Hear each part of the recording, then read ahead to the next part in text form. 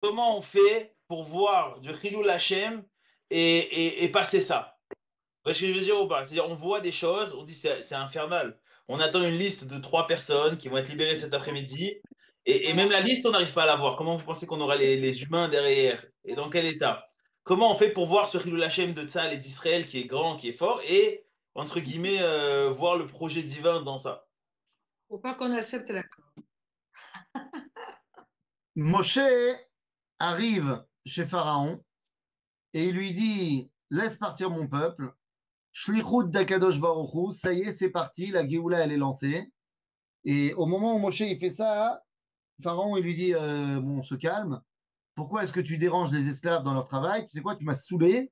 À partir de maintenant, tu peux leur dire qu'on leur donnera plus la paille. Il faudra que eux ils aillent chercher la paille la nuit et que la journée ils fassent le même nombre de briques qu'ils avaient prévu, enfin qu'ils faisaient avant.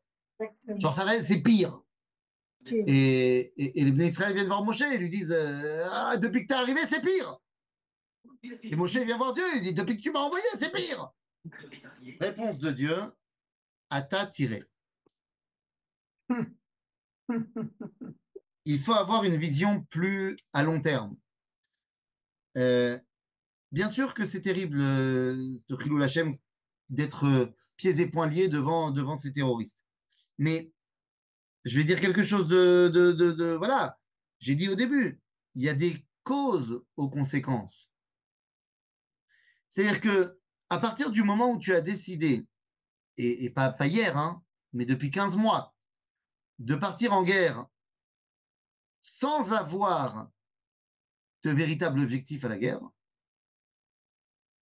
et en menant cette guerre de manière, euh, j'ai envie de dire, européenne, même pas vrai, de manière plus que, plus que, plus que humaniste à outrance, bah, à un moment donné, voilà ce qui nous arrive. C'est-à-dire que je te redonne la parole, mais je veux juste préciser ma pensée.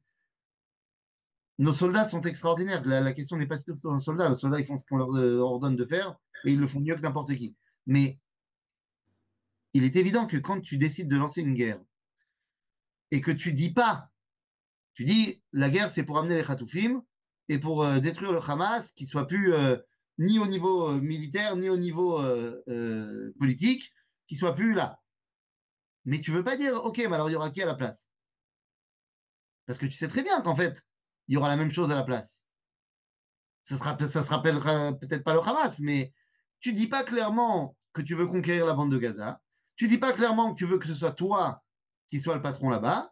Et à chaque fois que tu te bats contre ton ennemi, avec ton bras droit ou gauche, comme ça c'était de gaucher ou droitier, tu l'éclates de manière extraordinaire. Seulement avec l'autre bras, tu lui donnes des pansements. C'est très compliqué. Oui, monsieur David. Nous, on est spectateurs de ça. C'est-à-dire que c'est pas nous, à la yeshiva, qui prenons des décisions. C'est-à-dire comment nous, bah, sauf on vote une fois tous les 4 ans, 5 ans, comment nous, aujourd'hui, quand on voit ça, on voit ce qu'il la chaîne, etc., à part se dire, bon, en 2026, on votera différemment, machin, comment on fait, nous, dans la vie de tous les jours, Raph, pour voir ça et pas s'effondrer? Bah, d'abord, on s'effondre pas parce que à t'attirer. Parce qu'au final, d'abord, que les choses soient claires, on est tous contents qu'il y ait des otages qui rentrent. C'est notre problème, c'est notre schizophrénie personnelle et collective. C'est-à-dire qu'on va voir des scènes qui vont nous remplir de joie, on va voir des scènes qui vont nous remplir de tristesse, parce qu'on va voir plein de gens qui reviennent et qui sont morts. Donc, on va être rempli de ça. Et d'un autre côté, on va être rempli d'angoisse et de crainte par rapport à tous ces terroristes qui sont libérés. Et on sait que 37% des terroristes qui sont libérés refont des attentats. Donc, c'est très problématique. Maintenant, à t'attirer. Maintenant, une chose est sûre, et je ne suis pas du tout un bibiste farouche, dans ma longue carrière de votant en Israël, depuis 2003, les premières élections auxquelles je participais, c'était en 2005, je crois. Ouais, 2005. Euh, j'ai pas toujours voté pour les mêmes. Ça m'est déjà arrivé de voter Likoud, mais pas toujours. Aux dernières élections, j'ai pas voté Likoud, par exemple. Donc je suis pas un adepte absolu de Bibi. C'est pas du tout le cas. Je dis simplement que il n'est pas idiot non plus. C'est évident qu'il connaît des choses que moi je connais pas. Je ne sais pas quelle est la pression qu'il a reçue de Trump. Je ne sais pas non plus quels sont les accords qu'ils ont passés en dessous comme ça.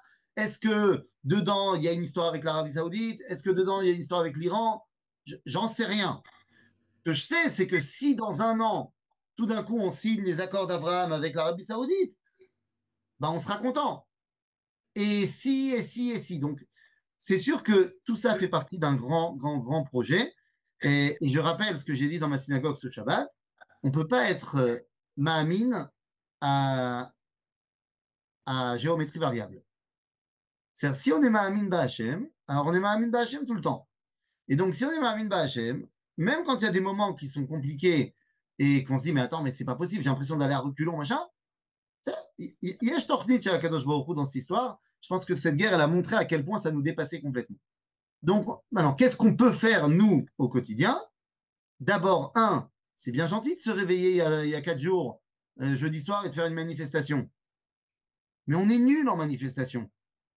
On est nul en manifestation parce que on est nul dans notre capacité à dire on a raison.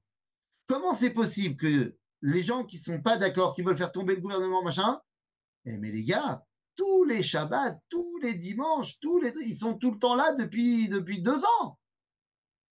Il en faut de la puissance. Et toi, tu fais 2 manifestations et demie. C'est la première chose. Deuxièmement, filote. Pas ma petite filla dans mon petit Teilim. Aval qu'est-ce qu'on peut faire? Je vois pas ce qu'on peut faire de plus. Hein. Alors, il reste 3 minutes. Je vais laisser la parole à Félicia. 2 minutes. Félicia. Oui, et Boker Tov Rav, Mamash Toda. Moi, je pense que c'est gentil de commencer avec la guerre. Il faut commencer avant la guerre et que chacun fasse la tchouva et qu'on voit où on est, combien nous avons manqué de l'éducation, combien nous avons, c'est toute une conséquence. Et je pense qu'il nous arrive, c'est, nous sommes responsables. Nous sommes responsables. Il faut pas mettre la tête dans le sable et voir les, les grands cœurs des kibbutzim, les grands, la grande messiba, tous les trucs. C'est nous les responsables de ce qui nous arrive. C'est évident. Maintenant, Et, attention.